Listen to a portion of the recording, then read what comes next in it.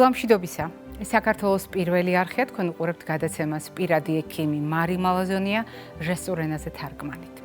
ისტორია, რომელიც დღეს მინდა მოგიყვეთ, დაიწყო 1965 წელს, როდესაც ერთ-ერთმა ქალბატონმა სინდი ვაისმა თავისი სამი შვილის პრობლემის გამო გადაწყვიტა ბევრ ადამიანს დაკავშირებოდა და მათგან მიეღო დახმარება. უნებურად ამ საუბარს ესწრებოდა 4 წლის რიკი ვაისი, რომელსაც კარგად არ ესმოდა დედიკოს საუბრის შინაარსი, თუმცა ერთი და იგივე სიტყვების კომბინაცია მეორდებოდა და გადაწყვიტა, რომ იცის რა სჭირდება დედას. მივიდა და უთხრა, მე ვიცი შენ რაც გჭირდება, შენ გჭირდება 65 ვარდი. მართალია დედამ ცრემლები გადაყლაპა და დაეთანხმა, რომ დიახ 65 ვარდი მჭირდებაო. მაგრამ ამ ფრაზამ დაიწყო ახალი ისტორია, რომელსაც ცისტური ფიბროზის შესახებ ცნობადობის ამაღლება შეეძლო. რატომ? Cystic fibrosis, ასე ჟღერს ინგლისურად ცისტური ფიბროზი. 65 roses, ასე ჟღერს ინგლისურად 65 ვარდი. ალბათ თქვენც ადვილად შენიშნეთ, როგორ გავს ჟღერადობით ეს ორი სიტყვათა შეთანხმება და რატომ შეეშალა 4 წლის პატარას ადვილად დედიკოს ნათქვამი სიტყვები. მართალია მას შეეშალა, მაგრამ 65 ვარდი იქცა ცისტური ფიბროზის სიმბოლოდ, რომელსაც ძალიან ბევრი ადამიანი განსაკუთრებული მხარდაჭერის ნიშნად იყენებს. მათ შორის ვართ ჩვენი გადაცემა, რომელიც წლების მანძილზე ცისტური ფიბროზის დღესთან დაკავშირებით, ცისტური ფიბროზის კვირეულთან დაკავშირებით და 65 ვარდის დღესთან დაკავშირებით საგანგებოდ გახსენებთ, რამდენად მნიშვნელოვანია ვიცოდეთ ეს პრობლემა.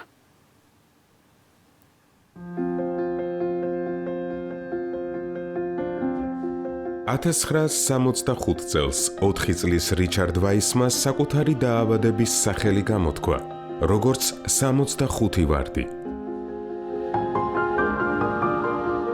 მას შემდეგ ვარდი იქცა სოლიდარობის სიმბოლოდ იმ ადამიანების მიმართ, ვისაც ცისტური ფიბროზი აქვს.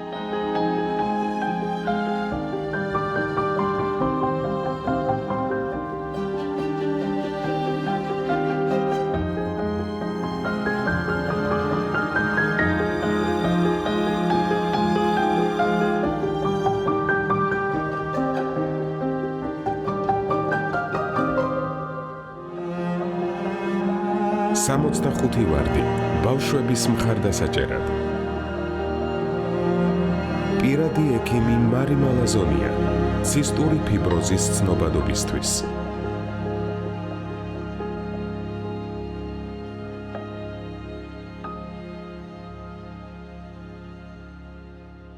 ორსულობა არის განსაკუთრებული მდგომარეობა. ორსულობა არ არის ავადმყოფობა. მაგრამ იმდენად საპასუხისმგებლოა ეს მდგომარეობა თავად ორსული ქალბატონისთვის და იმ სოციუმისთვის, რომელშიც ის არის, რომ ძალიან ხშირად ჩვენ თითოეულ სიტყვას, როგორც ნებისმიერი დიაგნოზის დროს და ზოგჯერ კიდევ უფრო მეტი პასუხისმგებლობით ვწონით და გიზიარებთ. ეს მნიშვნელოვანია მაშინ, როდესაც ჩვენ პრაქტიკულად ჯანმრთელ ქალბატონებზე ვსაუბრობთ. ეს კიდევ უფრო მნიშვნელოვანია მაშინ, როდესაც გარკვეული პრობლემების მქონე ქალბატონებზე ვსაუბრობთ. და განსაკუთრებულია ჩვენი პასუხისმგებლობა, როდესაც ყოველწლიურად ვუბრუნდებით თემას, რომელმაც შეიძლება შეცვალოს ქალის ჯანმრთელობის მდგომარეობა და საფრთხე შეუქმნას არა მარტო თქვათ კონკრეტულ მდგომარეობაში მის სასიცოცხლო პარამეტრებს, არამედ ზოგადად სიცოცხლე დადგეს საფრთხის ქვეშ მისი და მისი შვილის. ეს არის მდგომარეობა, რომელსაც პრეეკლამპსია ჰქვია. ჩვენ ამას განმარტავთ, ისევე როგორც არაერთხელ მოგისმენიათ მისი განმარტება ჩვენს გადაცემაში და განსაკუთრებით მნიშვნელოვანია დღეს ამ თემაზე საუბარი, რადგან დღეს მთელი მსოფლიო პრეეკლამპსიის საერთაშორისო დღეს აღნიშნავს და ამ თემასთან დაკავშირებით ჩვენი გადაცემის სტუმარი გახლავთ ჩვენი გადაცემის მეგობარი, ადამიანი, რომელიც სისტემატურად მოდის ხოლმე ამ თარიღთან დაკავშირებით იმისათვის, რომ პროფესიული გამოცდილება გაგვიზიაროს, იგი გახლავთ მეან გინეკოლოგი პროფესორი ბატონი მამუკა ნემსაძე. დილამშვიდობისა მამუკა, მობრძანდით. დილამშვიდობისა. ჩვენ არ დავარღვიეთ ტრადიცია და დღესაც შევიკრიბეთ იმისთვის, რომ საზოგადოებას კიდევ ერთხელ გავახსენოთ, რამდენად საპასუხისმგებლოა ის თემა, რომელსაც საერთაშორისო დღეც კი ეძღვნება. და ეს არის საპასუხისმგებლო თემა თავად ქალისთვის, ოჯახისთვის აღარაფერს ამბობს სამედიცინო საზოგადოებაზე. ერთი მხრივ ჩვენ ვსაუბრობთ მდგომარეობაზე, როდესაც საზოგადოება მეტნაკლებად იცის საქმე ეხება წნევას, რომ ეს არის ორსულობისა და ჰიპერტენზიის, ანუ მაღალი წნევის რაღაცნაირი გადაჯაჭვა. მაგრამ ჩვენ მოგვიწევს განმარტოთ ერთი მხრივ სწორედ ორსულობისა და წნევის საკითხები და მეორე მხრივ ავხსნათ პრეკლამსია არის მხოლოდ წნევის მატება? დიდი მადლობა კიდევ ერთხელ სტუდიაში მოწვევისათვის. საკმაოდ პრობლემური თემაა. თემა, რომელიც 2000 წელია აწუხეს კაცობრიობას ადამიანში, ჰომო საპიენსში, ამ წნევის განვითარება აღწერილი იყო ძველ ეგვიპტურ პაპირუსებში. და როგორც ენაზე კბენა და მიმართავდნენ ზეითუნის ზეთით მკურნალობას. მედიცინის მამამ ჰიპოკრატემ 400 წლის წინ ქრისტეს შობამდე მას სახელი უწოდა ეკლამსია, ელვა, გაელვასავით ჩდება ეს დაავადება და ანადგურებს რიგულ ყველაფერს. შუა საუკუნეებიდან და მის შემდეგ გამოჩნდა კლინიკური მარკერები, კლინიკური მონაცემები, რომლებიც ხევითაც ეცადნენ მიენიჭებინათ ამ დაავადებისათვის რაღაც კლასიფიკაცია, განსაზღვრება. ეს იყო არტერიულ წნევის მომატება, ეს იყო შარში ცილის განსაზღვრა, ეს იყო შეშუპება. დროთა განმავლობაში ამ კლინიკური ტრიადიდან რამოდენიმე გამოაკდა, რამოდენიმე რა პირველ რიგში ორსულთა შეშუპება, რომელიც ბევრ ქალს შეიძლება ჰქონდეს. შემდგომ ეჭვს ქვეშ გადადგა ცილის არსებობა, მნიშვნელოვანია თუ არა. 2000 წელს, როდესაც პირველი სტატიები გამოჩნდა, რომ ეს მხოლოდ არტერიულ წნევის მომატება და შარში ცილის არსებობა არ არის და უფრო სხვა რაღაც ბიოლოგიური მარკერების მოძებნას ცდილობდნენ, იქ დაიფსვა ჰიპოთეზა, რომ რაღაც სხვა ნიშნებია საჭირო, სხვა კრიტერიუმებია საჭირო ამ დაავადების გენეზის გამოსაცნობად. და სადღაც 10 წლის შემდეგ გამოჩნდა პირველი სტატიები, რომელიც მიუთითებდა, რომ ამ დაავადების განვითარების პათოგენეში ძირითადი როლი პლაცენტას, ანუ ნაყოფის მიერ წარმოშობილ ორგანოს ენიჭებოდა. ეს არის მოლაპარაკების ეტაპი ნაყოფის უჯრედების, პლაცენტის და დედის სიზარღვებს შორის. რამდენად წარმატებით წარიმართება ეს მოლაპარაკება, თუ რამდენი უნდა გასცეს დედა სისხლი, რამდენი უნდა მიიღოს ნაყოფმა, რამდენად მოახდენს პლაცენტის, რომელიც პირველ ტრიმესტრში, სადღაც 8-9 კვირას, როდესაც ყალიბდება ემბრიონი, ამავე დროს ყალიბდება მის სისხლის მოქცევისათვის აუცილებელი სტრუქტურა პლაცენტა, რომელიც მოლაპარაკებებს აწარმოებს დედის ორგანიზმთან და აი ამ ეტაპზე ვითარდება დისფუნქცია. უჯრედის პლაცენტის დესპანები, ეგრეთ წოდებული ტროფობლასტი, მიემართება დედის სიზარღვებში და მის უჯრედებს ცვლის. ანუ ნაყოფის უჯრედები დედის უჯრედებს ჩაანაცვლებს და ამით სისხლის მიმოქცევა ნაყოფისთვის ძალიან კომფორტული ხდება. როდესაც ეს მექანიზმი არ მუშაობს კარგად, ვითარდება დიდი სამეანო სინდრომები, კერძოდ პრეეკლამსია, ნაყოფის ზრდის შეფერხება, ნაადრევი მშობიარობა. პრეეკლამსიას თუ დაუბრუნდებით, სწორედ აი 10-15 წლის წინ აღმოჩენილი ეს კვლევა, რომლის მიხედვითაც ფიქრობენ, რომ პლაცენტაა ძირითადი მიზეზი და დედის თელის სიზარღვოვანი სისტემის გავლენა აი ამ სიციოტროფობლასტის იმ უჯრედების, რომელიც პლაცენტის დესპანად გვევლინებიან, მის საპასუხოდ განვითარებული ანთებითი რეაქცია მთელ დედის ორგანიზმში. ანუ პრეეკლამსია ეს არის აისბერგის მწვერვალი და გამოხატული წნევის მომატება, ორგანოების ფუნქციის დარღვევა, საუბარია ღვიძლის, თირკმლის ფუნქციის დარღვევაზე, ცვლის ტვინის ფუნქციის დარღვევაზე, მხედველობის დარღვევასა და თავის ტვინის სისხლის მოქცევის დარღვევაზე, აგრეთვე ფილტვების დისფუნქციაზე. ეს არის აისბერგის მწვერვალი, რომელიც ჩადებულია ძალიან ადრეულ ეტაპზე, ემბრიონის განვითარების ეტაპზე, 8-9 კვირაზე, როდესაც ყალიბდება პლაცენტა და შემდგომ ორსულობის მეორე ნახევარში, როდესაც გამოვლინდება ეს ჩვენთვის უკვე ცნობილი არტერიულ წნევის მომატების ციფრები, ეს უკვე მეორადი გამოვლინება იმ დარღვევების, რომელიც სავსებით არ ასახავს არტერიულ წნევის აქტუალობას.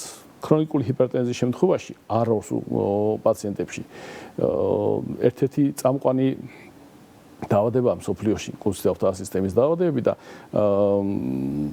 პაციენტები ღებულობენ წლობით, 10 წლეულობით წნევის დასადეგურებელ პრეპარატებს. მას რა გახდა ეს ორსულობა, რომელიც 4 თვე ნახევარი გამხდარა საკმაოდ დიდი პრობლემა მთელი ქვეყნებისათვის, მთელი მსოფლიოსთვის. სამწუხაროდ პრეეკლამსიის ინციდენტობა მსოფლიოში სადღაც 3%-მდე ვარირებს, აფრიკულ ქვეყნებში 8-12%-მდეა სუბსაჰარულ აფრიკაში. ჩვენ ქვეყანაში 1.6, 1.8, 2%-ს ქვემოთ გვხდება და საკმაოდ ძიმია ის დანაკარგები, რომელიც დედის დანაკარგები, რომელიც ამ პრეეკლამსიას უკავშირდება. ყოველწლიურად 75,000 ქალი იღუპება პრეეკლამსიის და მისი გართულებებით. მაგრამ პრეეკლამსია მარტო ქალის პრობლემა არ არის. სამწუხაროდ ეს არის პრობლემა ნაადრევი მშობიარობის. პრეეკლამსიის დროს, როდესაც დედის მდგომარეობა მძიმდება, ხშირად გვიწევს ორსულობის დროზე ადრე დასრულება, რაც ნაყოფისთვის თლად კომფორტული არ არის. თლად კომფორტული ძალიან ბილი ნათქვამია, იმიტომ რომ წელიწადში თუ ისევ სტატისტიკას დაუბრუნდებით, 9 მილიონი ახალშობილი იღუპება წელიწადში პრეეკლამსიასთან დაკავშირებული ნაადრევობის გამო. მისი ადრე დაბადების ნაწილობრივ ეს ექიმების მიერ ინდუცირებული, ანუ ეგრეთ წოდებული იატროგენული ნაადრევი მშობიარობა, იმის გამო რომ ჩვენ გინდა რომ დედა გადავარჩინოთ, ხიფათში ვაგდებთ ნაყოფსას და საბოლოოდ გამოდის რა, დედას ეს დაავადება თლად ვერ მოუჩინეთ და ახალშობილის რისკის ქვეშ დავაყენეთ და რაღაც ნაწილი ამ ნაადრევად დაავადებული ახალშობილისა დაიღუპა. საქმე ის არის, რომ ორსულობის დასრულებით ეს პრობლემა არ მთავრდება. ორსულობა კი არის ამ პრეეკლამსიის გამოვლინების და მისი თითქოს ეტიოლოგიური ფაქტორი. თლად ეტიოლოგიას ვერ დავარქვევთ, იმიტომ რომ ორსულობა მაპროვოცირებულია, იმიტომ რომ რატომ ყველა ორსულს არ ემართება? ორსულად ვინც არის? აი, სწორედ ეს მინდოდა მეკითხვა და თუ არ მიწყენთ, მოდით ამ მიმართულებით გააგრძელეთ მსჯელობა, იმიტომ რომ თქვენ ისედაც სწორედ ამ თემას შეეხეთ. როდესაც ჩვენ რაღაც პრობლემაზე ვსაუბრობთ ხოლმე, შევთანხმდით, რომ ორსულობა არის მდგომარეობა და ეს არ არის მთელი სიცოცხლის განმავლობაში გაგრძელებადი მდგომარეობა. მაგრამ პრეეკლამსია განა არის ის მდგომარეობა, რომელიც მხოლოდ ორსულობასთან არის დაკავშირებული. აი, ამ კითხვის დასმა მინდოდა. არის თუ არა ეს ის მდგომარეობა, ანუ ჯანმრთელობის პრობლემათა ერთობლიობა, რომელიც სწორედ ორსულობის დროს შეიძლება გამჟღავნდეს, მაგრამ ეს არ ნიშნავს, რომ ორსულობის დროს დაიწყო, ან ორსულობით დასრულდება.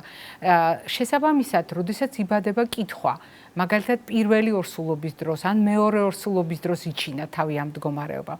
არის თუ არა ეს სარისკო თავისი შინაარსით და წარმოადგენს თუ არა ეს რისკს ყველა შემდგომი ორსულობებისთვის, იმიტომ რომ ეს თუ ქალის ორგანიზმთან ასოცირებულია და არა მხოლოდ დროებით ორსულობასთან, მაშინ გამოდის, რომ ყოველი შემდეგი ორსულობა ამ ქალისათვის შეიძლება იგივე რისკის მატარებელი აღმოჩნდეს.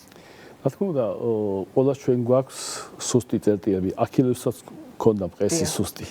ასევეა ორგანიზმის სუსტი წერტილები, რომელიც ლოკუს მინორის რეზისტენცია, ასე ვასწავლეთ ლათინურში.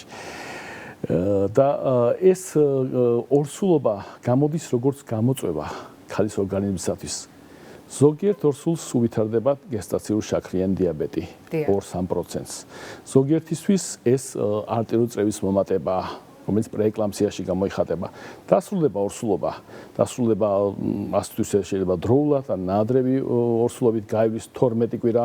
ეს 12 კვირა თქვა რომ ახსენეთ, 12 კვირის განმავლობაში შეიძლება პრეეკლამსიამ თავი იჩინოს და არტერიული წრევის მომატება უკვე არაორსულში, მელოგინე ქალში გარკვეული გართულების მიზეზი გახდეს.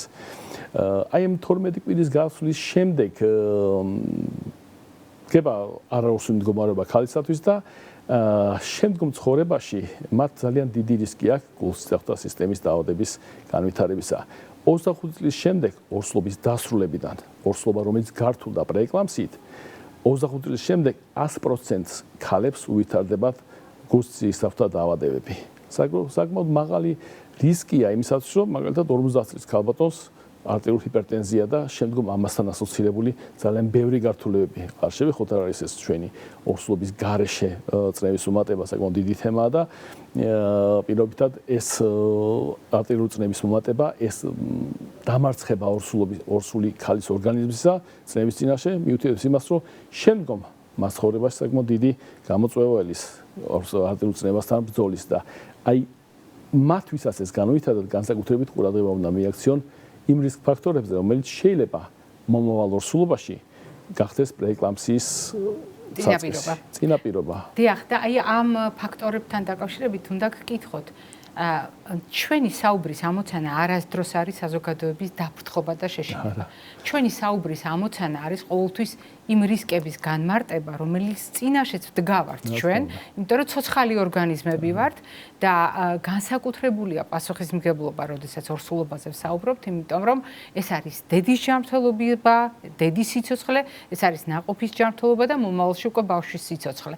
ამიტომ, როდესაც ჩვენ რაღაც რისკებზე ვსაუბრობთ, ამ შემთხვევაში თქვენ საუბრობთ შესაძლო პრობლემებზე, ან იმ მრავალწახნაგოვან მდგომარეობაზე, რასაც პრეეკლამსია ქვია, და ორსულობა და წნევის ურთიერთობა, ჩვენ გულისხმობთ იმასაც, რომ არის შესაძლებლობები, რომელთაც ამისი თავიდანაცილება შეიძლება, ან ზოგადად უკეთესი მართვა შეიძლება. და რამდენად შეუძლია ასეთ შემთხვევაში თავისი როლი შეასრულოს თავად ქალმა და რაში შეიძლება ოჯახი დაეხმაროს. რა თქმა უნდა, ძირითადი ამოსავალი წერტილი ამ დაავადებათან ბრძოლის ეს არის ჯანსაღი ცხოვრების წესი. ისე იმას უბრუნდებით.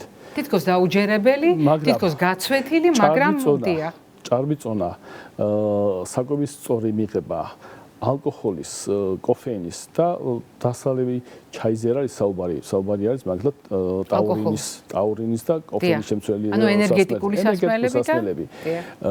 საუბარი არის გვიანი ორსულობა, საუბარი არის წინა ორსულობაში გამართულ პრეეკლამსიაზე.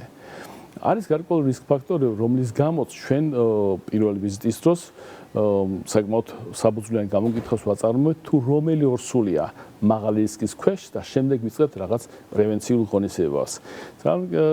ვისარგებლო შემთხვევები და განმარტავ, რომ ეს რისკ ფაქტორები არის. პირველი ორსულობა, ჩვენ ხარ ვიცით წინა ორსულობაში რა იყო ეს პირველი ორსულობა, ესე როგორც ნაადრევი მშობიარობა გაურკვეველი რატო ემართებათ და ნაადრევი მშობიარობის შემთხვევაში 30%-ში მეორდება ეს დაავადება. ეს არის პირველი ორსულობა, ეს არის შაქრიანი დიაბეტი პირველი ან მეორე ტიპის, ავტოიმუნური დაავადებები, ჭარბი წონა, მასაწონის ინდექსი 30-ზე მეტია.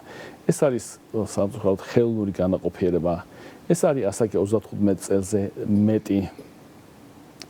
ეს მდგომარეობები მოითხოვს ძალიან კარგად განმარტებას ორსულისათვის, თუ როგორ უნდა შეცვალოს ცხოვრების წესი. თუ მას დაგეგმილი ქონდა ორსულობა და მიმართა ექიმს, ან და ოჯახის ექიმს, ან წაიკითხა უბრალოდ ლიტერატურა და მიმართავს ჯანსაღი ცხოვრების წესს, ცხოვრებას.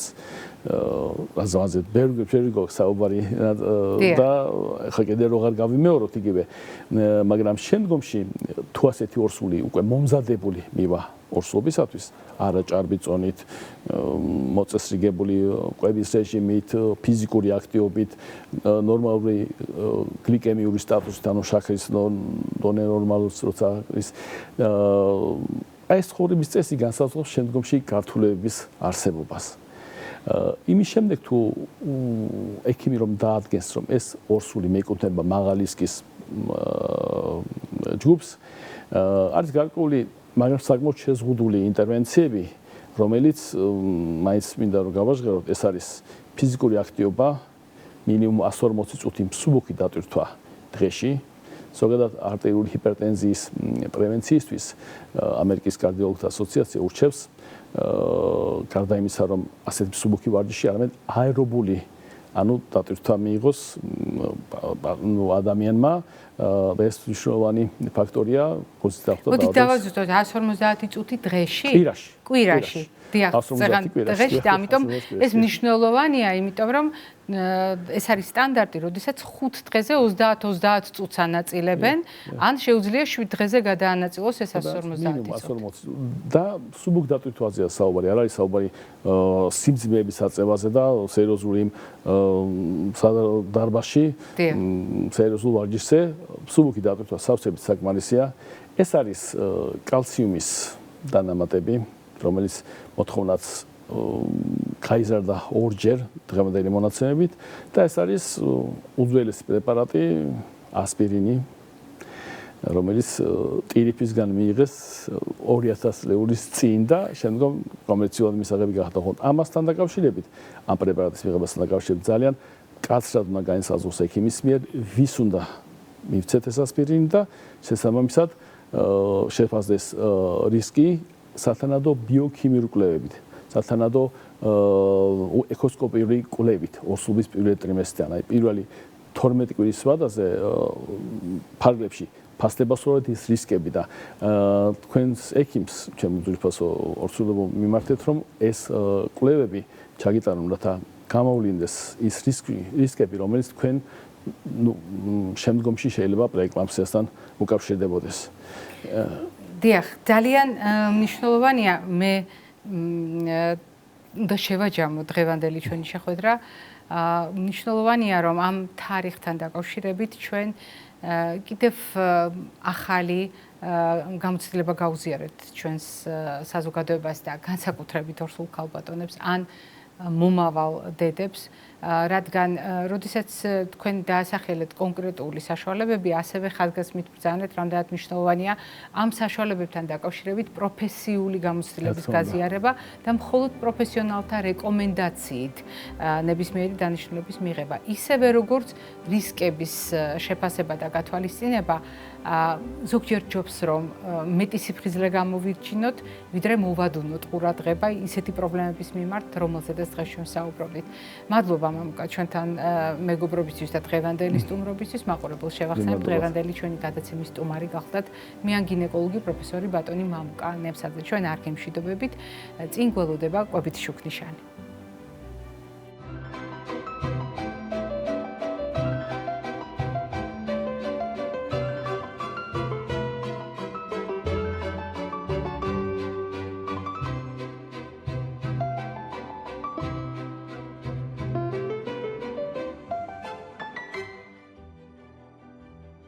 ორსულობა განსაკუთრებული მდგომარეობა, რაც იმას ნიშნავს, რომ ორსული ქალის მოთხოვნილებების დაკმაყოფილება განსაკუთრებულია. განსაკუთრებულია იმ ნივთიერებების ჩამონათვალიც, რომელიც უნდა გავითვალისწინოთ. არა იმიტომ, რომ სამყაროში არ არსებული უჩვეულო პროდუქტები უნდა შემოვიტანოთ, იმიტომ, რომ ყველა პროდუქტის ღირსება გავითვალისწინოთ და ყველა აუცილებელი ნივთიერების ჩართულობა გავითვალისწინოთ. ამას არსებითი მნიშვნელობა აქვს, ამას გადამწყვეტი მნიშვნელობა აქვს და გადამწყვეტი მნიშვნელობა აქვს დედის ჯანმრთელობისთვის, ნაყოფის ჯანმრთელობისთვის და იმ მდგომარეობისთვის, როდესაც ქალი ემზადება თავის სიცოცხლის ახალი ეტაპისთვის.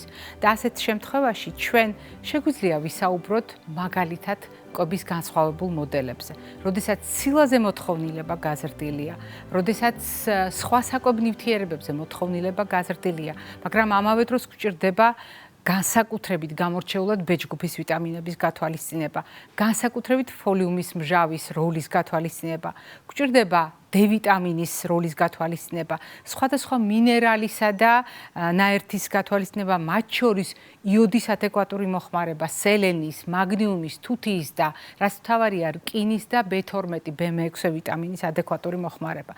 ჩამონათვალი შეიძლება უსასრულოდ გავაგრძელოთ თუნდაც ომეგა-3-ზე მითითებით ან სხვა აუცილებელ ცხიმოვან მჟავებზე მითითებით, სწორად შერჩეულ ნახშირწყლებზე მითითებით და სხვა, მაგრამ არ უნდა დაგვავიწყდეს ისეთი დროშები, როგორიც არის მაგალითად მარილი. მარილი არის ზოგადად სიფრთხილის ზონა. ყოველთვის სიფრთხილის ზონაა ნებისმიერ ადამიანთან ურთიერთობაში, როდესაც მხედველობაში გვაქვს არტერიული წნევა. როდესაც მხედველობაში გვაქვს ჰიპერტენზია, ანუ მომატებული არტერიული წნევა, მარილი ყოველთვის ბრალდებულთა რიცხვშია. არადა სინამდვილეში მარილი ჩვენს ორგანიზმს სჭირდება. ჭირდება იმ სასიცოცხლო ფუნქციების შესრულებისთვის, რომელზედაც დაფუძნებულია ჩვენი ჯანმრთელობა და ჩვენი ორგანიზმის წონასწორობა. მაგრამ ლაპარაკია გადაჭარბებულ მოხმარებაზე და მოდით ერთი წუთით გაიხსენეთ, რა უყვართ ორსულებს, განსაკუთრებით რა იზიდავთ ორსულობის აი ამ სპეციფიკურ ფაზაში, როდესაც ყველაფერი იცვლება, მათ შორის ჩვენი გემოვნებაც.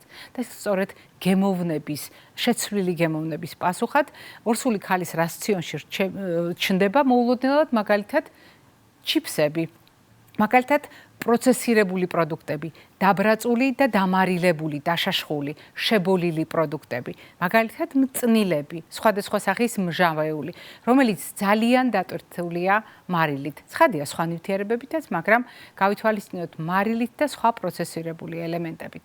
და ეს ქმნის დამატებით რისკს, რომელიც გულისხმობს მარილის არაადეკვატურ მოხმარებას, რაც უნდა გაითვალისწინოთ იმ ქალბატონებმა, ვისაც წინაორსულობის უკვე ჰქონდა მსგავსი რისკი და განსაკუთრებით უნდა გაითვალისწინოს ყველა იმ ქალბატონმა, ვისაც ექიმის მითითებით აქვს განსაკუთრებული კონტროლი დაწესებული თავის კვებაზე. და კიდევ ერთი მნიშვნელოვანი საკითხი.